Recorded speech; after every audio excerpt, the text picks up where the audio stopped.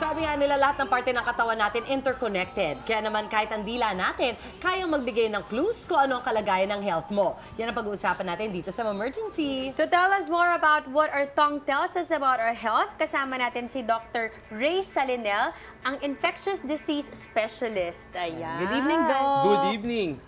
Ano lasa ng kinain mo? Naanghang po. Ano lasa ng kinain mo? Maanghang.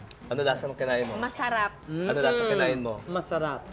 Napakalaki ng role ng ating tongue. Hindi yung taste buds, andiyan yung five basic taste natin, di ba? Sweet, sour, bitter, di ba? At yung umami. Salty and Yung mga umami, ano. oo. Napaka-importante ng tongue natin. Pero sa tingin ko, yan ang parang neglected part ng body natin. Ikaw ba, sinisilip mo ba sa salamin tuwing umaga Hindi. ang tongue mo? No. Napaka-importante no kasi diyan lang pa sa itsura ng ating tongue, malalaman mo na kung may problema ang isang tao. Wow. Wow. So karaniwan ba ang doktor i-check talaga ang itsura ng tongue? Kunwari, magpapacheck up kami. O specialist doctor lang yung gagawa Actually, depende sa reason kung bakit ka nagpakonsulta. Dok, meron akong singaw sa dila, may singaw ako sa bibig. Sisilipin ko ngayon yung bibig mo. Ano, ay, nakabrace ka naman pala eh. Kaya pala kaya puro ganon. sugat. Okay. Pagkita ko pa lang, alam mo, mukha ka maputla, patingin ang dila mo. Makikita mo agad. Pag yung dila, dapat kasi ang ideally, pinkish, Okay. yung ating tongue. Aha. Tapos, may konting mga mapa-mapa ng puti sa normal. Baka hindi ka na nakapag-gargle, hindi ka nakapag-mumog, di ba? Pero pagka nakita ko na, oh, may singaw ka nga, kailan pa yan?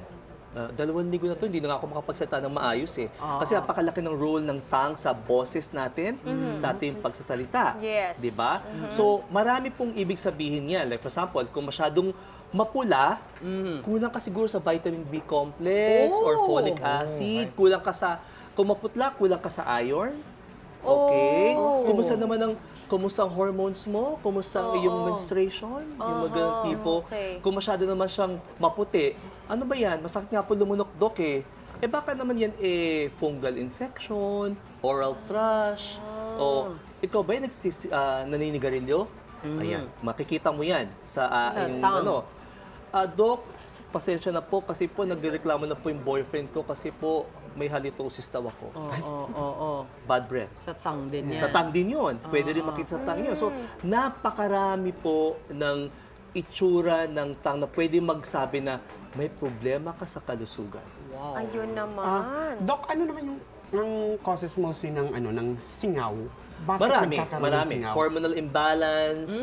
Very common ng singaw sa mga diabetic patients. Mababang immune system, sobrang taas ng asukal sa dugo kasi binabahayan ng fungus, ng mikrobyo ang bibig natin. Marami pa eh. Yun nga, di ba, yung ano ba to, yung braces, nagpapa-adjust, minsan nahihirapang kumain kasi sumasabit yung bakal Saka doon sa syempre may ano mo, bakal ka kaya minsan around nagkakasino your- ka, yung mga ganung tipo. Immune system, kung lagi kang stress, okay, kulang ka sa tulog. Well, siguro malaki rin kaugnayan ng proper oral hygiene. That's true. No, yung oral hygiene importante yun. Dapat daw Paglilinis. sana twice or thrice in a day, dapat talaga nagbabrush ng teeth. Kasi napaka-importante. At hindi lang yung teeth, pati yung dila Pati dapat yung tongue. pinatang din. Yes. No? Dapat uminom ng maraming water kasi yung water ang magsisilbi parang gargle mo yan eh. No? Hindi lang after brushing your teeth, dapat nag-gargle ka rin talaga ng maraming water para ma-rinse off kung ano yung meron kasi yung tongue. Okay. Bukod dun sa singaw, kasi mararamdaman mo naman yon. Pag tinignan namin yung tongue namin sa umaga, ano dapat yung itsura niya? Well, syempre, dapat medyo pinkish. May konting mga nagda-dry na konting pasintabi po, saliva, di ba? So medyo may whitish yun. Pero once na nag-rinse off ka, nag-gargle ka, mawawala yun. Makikita mo, uy, ang ganda ng tongue ko, pink na pink. Yung mga Ano tipo. naman yung mga dapat To mag-worry watch ka? out for. Ayan, Oo. syempre, pagka may lagnat yung bata, tapos nakita mo, parang strawberry. Okay, sobrang beefy red. Baka mamaya virus yan or baka streptococcal infection, like yung strawberry tongue, scarlet fever, Kawasaki, yan yung mga very common sa mga 5-year-old and below, yung mga tipo. Kung yung pasyente mo ay immunocompromised, cancer patient, HIV, AIDS patient, okay, diabetic patient, pwedeng magkaroon ng mga ulcers, yung mga singaw, hindi na makakain. So, yan ang mga babantayan mo. Yung ulcer na parang habang tumatagal, lalo lumalaki pa, No, ginamot mo na, hindi pa rin Oo nga. gumagaling. Baka Nag-worsen mamaya pa. oral ulcers na pala yun, o baka cancer na pala. So, dapat okay. pa-check up ka agad. Nakakatakot pala yung gano'n, no? Oo, hindi biro. Yung pa naman pinaka-neglected part, bihira talaga yung tumitingin, di ba? Yung Hindi ating talaga. Parang hindi sa mo bata nalalaman. lang. Oo, Sa oo. bata, tsaka when yung pag nagpapacheck up ka, di ba sinisilip yung Oo. Siguro yung mga mothers like you, they're very particular. Ano, pag kayo nagbabrush ng, di ba, kayo nagbabrush ng, pag kayong baby, 2-year-old, 3-year-old, kayo nagbabrush, nakikita nyo siguro.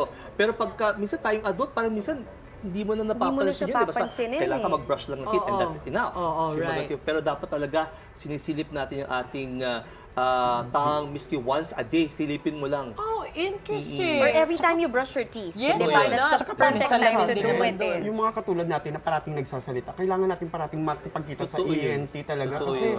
di ba, yung mahirap na Stress yung dito sa virus. throat, So, Oo totoo nga. yun. Importante yun. Okay. Doc, maraming salamat sa iyo, Doc. Maraming Doon sa mga salamat. interesado magpakonsulta sa iyo sa nag-office. Oh, yeah. Actually, training officer po ako ng Department of Family Medicine ng Manila Doctors Hospital. Tama na yun. Ayan. Doc, maraming salamat. Thank you, Maraming salamat Doc. po. So, at alam kasama ulit natin sina Pepay at Gil sa isang masaya at malaman na kwentuhan sa pagbabalik ng Mars!